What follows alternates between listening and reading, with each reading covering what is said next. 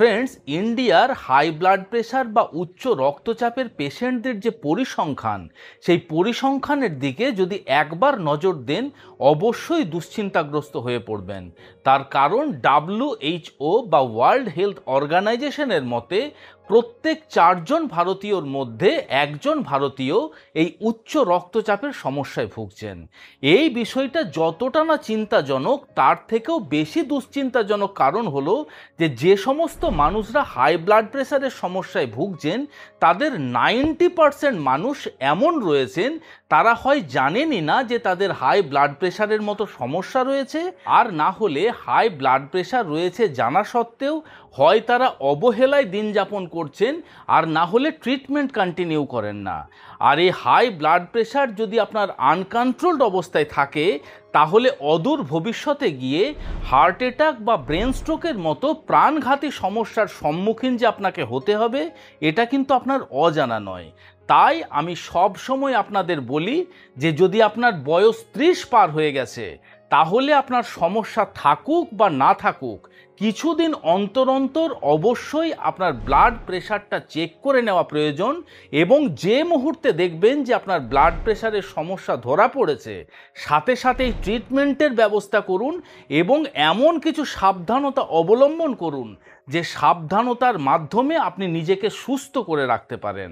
নমস্কার, আমি কৃষ্ণার্জুন মুখার্জি আর আপনারা দেখছেন আপনাদের ইউটিউব চ্যানেল হেলথক্রিপশন।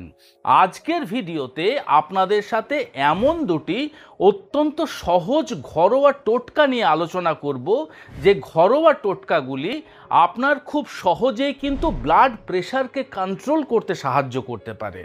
অতএব আপনি যদি একজন হাই ব্লাড প্রেশারের পেশেন্ট হয়ে থাকেন তাহলে অবশ্যই আজকের এই ভিডিওটি খুব মনোযোগ সহকারে দেখবেন এবং প্রাকৃতিকভাবে উইদাউট এনি সাইড এফেক্ট আপনার ব্লাড প্রেশারকে কন্ট্রোল করার চেষ্টা করবেন। প্রথম যে টোটকাটির কথা আপনাদের বলবো সেটি হলো গার্লিক হানি কম্বিনেশন। দেখুন, এই টোটকা বা রেমেডির নাম শুনেই আমরা কিন্তু বুঝতে পারছি যে এই রেমেডির প্রধান ইনগ্রেডিয়েন্টস হলো গার্লিক বা রসুন এবং হানি বা মধু। গার্লিক বা রসুনের মধ্যে অ্যালিসিন নামক বিশেষ এক ধরনের সালফার কম্পাউন্ড রয়েছে। আমরা যখনই রসুন খাই তখন সেই অ্যালিসিন নামক সালফার কম্পাউন্ড আমাদের শরীরে নাইট্রিক অক্সাইড এবং হাইড্রোজেন সালফাইড নামক বিশেষ 2 ধরনের গ্যাসো ট্রান্সমিটারের প্রোডাকশনকে বাড়িয়ে দেয়। আর এই 2 ধরনের গ্যাসো ট্রান্সমিটার আমাদের শরীরে ব্লাড সার্কুলেশনের যে সমস্ত আপনার শিরা বা ধমনীগুলি রয়েছে সেগুলিকে প্রসারিত করে দেয়। শুধু তাই নয়, এই টোটকা যখন আপনি প্রতিনিয়ত খাবেন আমাদের শরীরে অ্যাঞ্জিওটেনসিন 2 এবং এন্ডোথেলিন 1 নামক বিশেষ 2 ধরনের পেপটাইড হরমোনের কিন্তু প্রোডাকশনকে কম করে দেয়। আপনার শরীরে যখন এই হরমোনের প্রোডাকশন কমে যাবে অটোমেটিক্যালি আপনার ব্লাড সার্কুলেশনের আর্টারি বা ব্লাড ভেসেলসগুলি ফ্লেক্সিবল হবে, সেগুলি আপনার প্রসারিত অবস্থায় থাকবে এবং স্বাচ্ছন্দ্যে রক্ত সঞ্চালন হতে পারবে। আর হানি বা মধুর কথা তো বলার অপেক্ষায় রাখে না। আমরা সকলেই জানি যে মধু হলো বেশ কিছু ধরনের হাই কোয়ালিটির অ্যান্টিঅক্সিডেন্টের ভান্ডার। তাই প্রাকৃতিকভাবে ব্লাড প্রেশারকে কন্ট্রোলের জন্য অবশ্যই এই হানি গার্লিক কম্বিনেশন একবার ট্রাই করে দেখতে পারেন। দেখুন, এই হানি গার্লিক কম্বিনেশন তৈরি করা কিন্তু খুবই সহজ। সর্বপ্রথম 2 কোয়া রসুন নিয়ে সেই রসুনটিকে খুব ভালোভাবে আপনি ক্রাশ করে নেন বা থেঁতো করে নেন, আর না হলে একদম ছোট্ট ছোট্ট টুকরোতে কেটে নিয়ে সেটিকে খোলা বাতাসে 10 মিনিটের জন্য রেখে দেন। 10 মিনিট পরে সেই রসুনের টুকরোগুলি একটি ছোট্ট বাটির মধ্যে নিয়ে নেন। তার মধ্যে আপনি অ্যাড করুন 1/2 চামচ পরিমাণে মধু। এখন সেই দুটি ইনগ্রেডিয়েন্টসকে খুব ভালোভাবে মিশিয়ে নিয়ে সকালবেলা একদম এমটি স্টোমাকে খান। সকালবেলা এটি খাওয়ার পরে আপনি 1 গ্লাস কুসুম গরম জল খেয়ে আপনার দিনের শুরু করুন। মাত্র কয়েকদিন ব্যবহার করলেই দেখবেন আপনার ব্লাড প্রেশার ধীরে ধীরে কিন্তু কন্ট্রোল হতে শুরু করেছে। পরবর্তী যে রেমেডিটির কথা বলবো সেটি বিশেষ একটি স্মুদি এবং এটি ব্যবহার করা খুবই সহজ। তার কারণ আপনি অনায়াসে আপনার সকালের ব্রেকফাস্টে হেলদি ব্রেকফাস্টের অপশন হিসাবে কিন্তু এটি অ্যাড করতে পারেন। সেই রেমেডিটি হলো কলা এবং বিটরুটের স্মুদি। কলার মধ্যে রয়েছে প্রচুর পরিমাণে পটাশিয়াম। একটা মিডিয়াম সাইজের কলা যদি আপনি খান, তার থেকে প্রায় 422 মিলিগ্রাম পর্যন্ত পটাশিয়াম পেতে পারেন। পটাশিয়াম অনায়াসে আমাদের শরীরের থেকে সোডিয়ামকে এলিমিনেট করে দিতে সাহায্য করতে পারে এবং আমাদের ব্লাড প্রেশার কন্ট্রোলে থাকে। পরবর্তী এই স্মুদির মধ্যে আমরা ব্যবহার করেছি বিটরুট।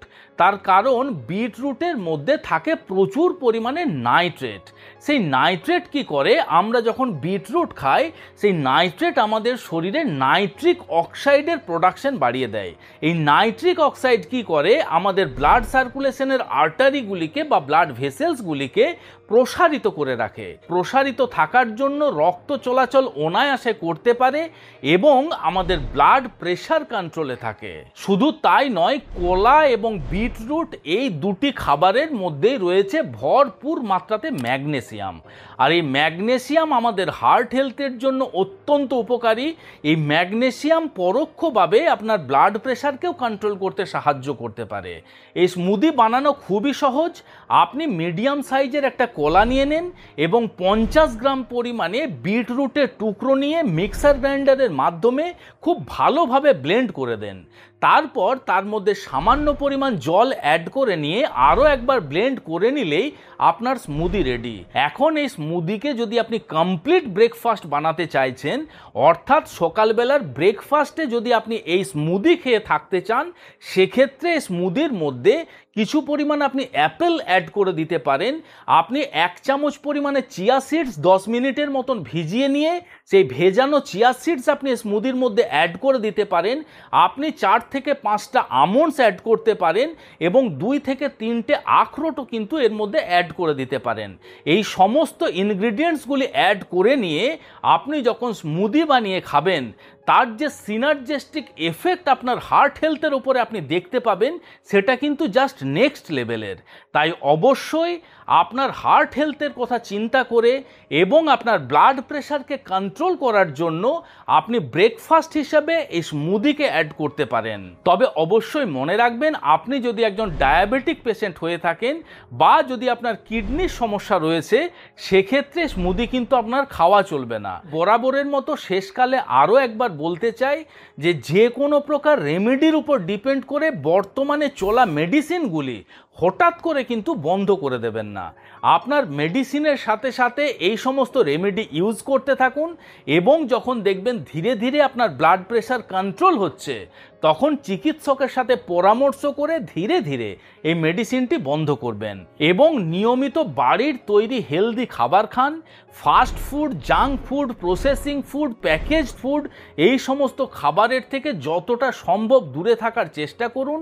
যদি আপনার মদ্যপান বা ধূমপানের অভ্যেস রয়েছে, সেগুলোকে যতটা সম্ভব বর্জন করার চেষ্টা করুন এবং সারাদিনে সময় বের করে অন্তত আধ ঘন্টা হাঁটাহাঁটি করুন।